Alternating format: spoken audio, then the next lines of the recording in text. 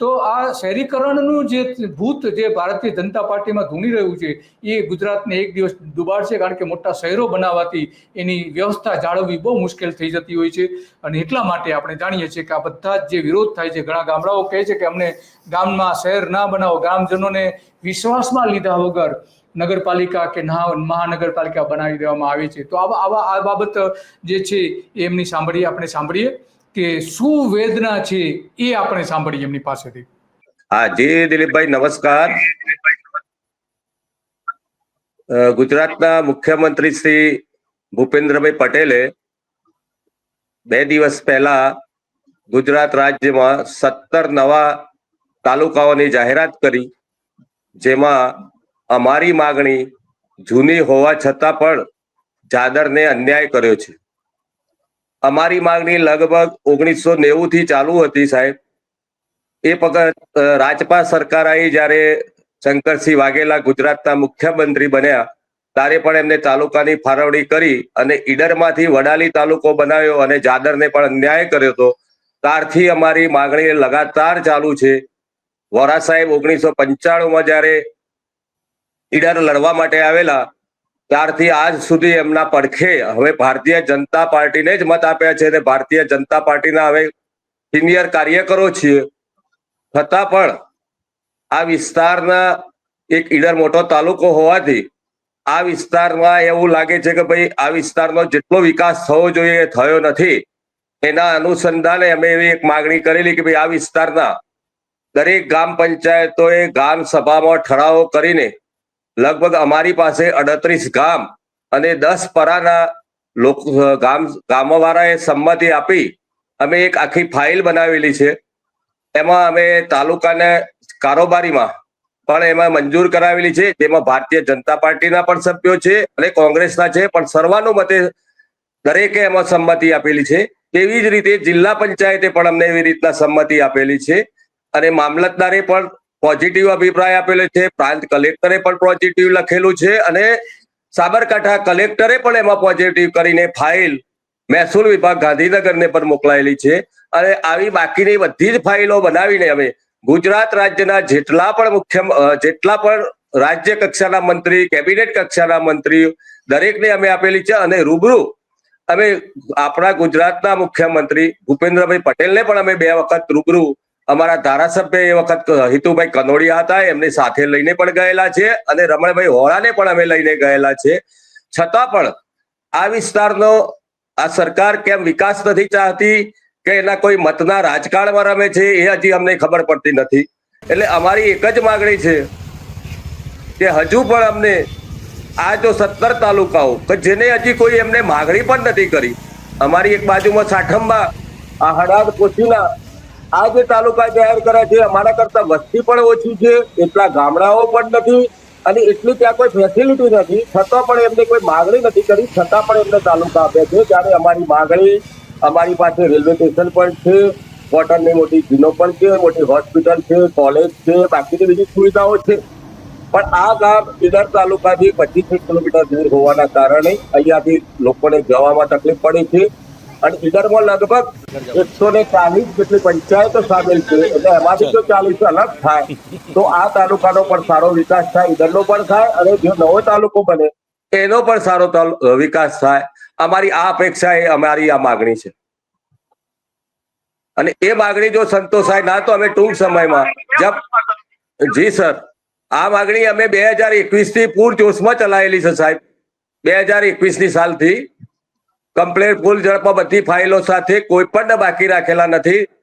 દરેકના અભિપ્રાયો પણ લીધેલા છે ને એમાં ફાઇલની અંદર જોઈન્ટ છે.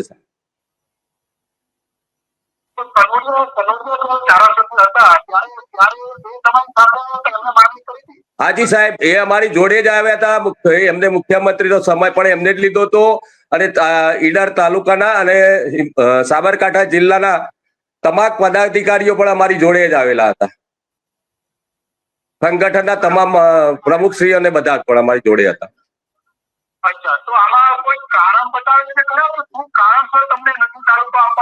ના, હજી કોઈ એવું કારણ બતાવ્યું નથી, પણ અમે હમણાં ધારાસભ્યશ્રીનો સંપર્ક કર્યો હતો તો ધારાસભ્યનું એવું કહેવું છે કે કદાચ ભૂલમાં કોઈ આપણું રહી ગયું હોય તો તમે આપણે સોમવારે જઈએ છીએ અને મુખ્યમંત્રીશ્રીને આપણે સ્પેશિયલ કેસમાં રજૂઆત કરી અને આ વિભાગનો વિકાસ થાય એવો હું પણ પ્રયત્ન કરીશ એવું અમને હૈયાધારણા આપી છે.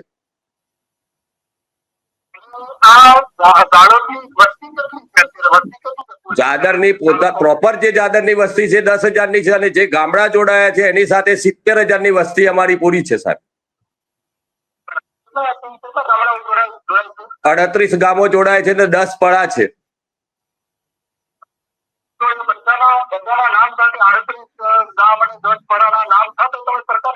આ બધું જ સરકારને નામ સાથે આપ્યું છે ને દરેક ગામની પંચાયતોએ એમની ગામની જનરલ સભા બોલાવીને ઠરાવ કરીને અમને સંમતિ આપેલી છે કે અમે ભાઈ જાદર તાલુકો બનવો જોઈએ ને અમે જાદર સાથે છીએ એવી રીતે.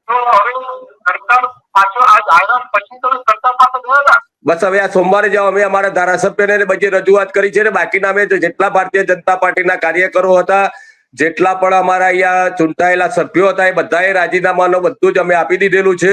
પણ અમને અત્યારે આશ્વાસન આપ્યું છે કે ભાઈ સોમવાર સુધી તમે આની રાહ જુઓ. આપણે સોમવારે મુખ્યમંત્રીને મળીએ છીએ અને મુખ્યમંત્રી આપણને હકારાત્મક જવાબ આપશે. રાજીનામામાં 70 લોકોએ અમે રાજીનામા આપ્યા છે આ બાજુ.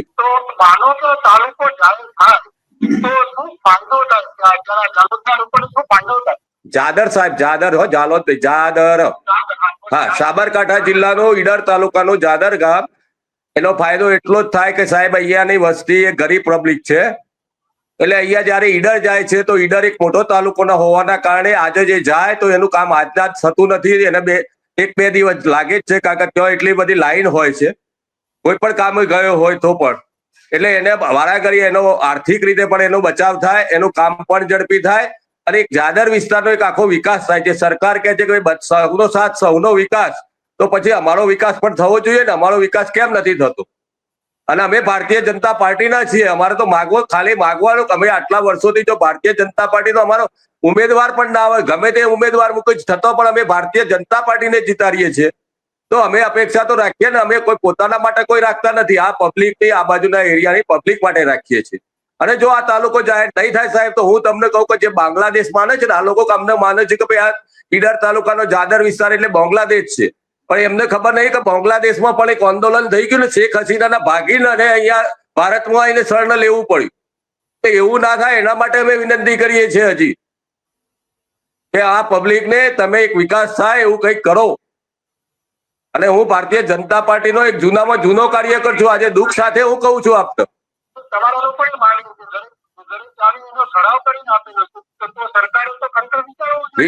હા સાહેબ અમે એ જ કહીએ છીએ.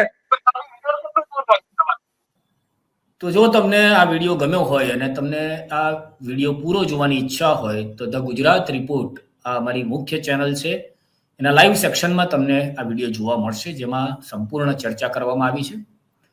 તમને કહી દઉં કે જે ધ ગુજરાત રિપોર્ટ લાઈવ છે એ અમારી એક બેકઅપ ચેનલ છે જેના પર પણ અમને સારો પ્રતિસાદ મળી રહ્યો છે. એટલે ટૂંક સમયમાં આના પર નવા કાર્યક્રમો કરીશું.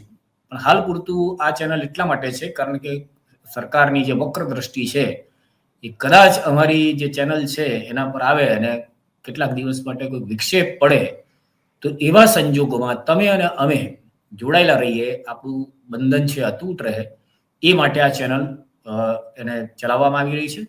તો તમને વિનંતી છે કે આ ચેનલને પણ સબસ્ક્રાઇબ કરી રાખો.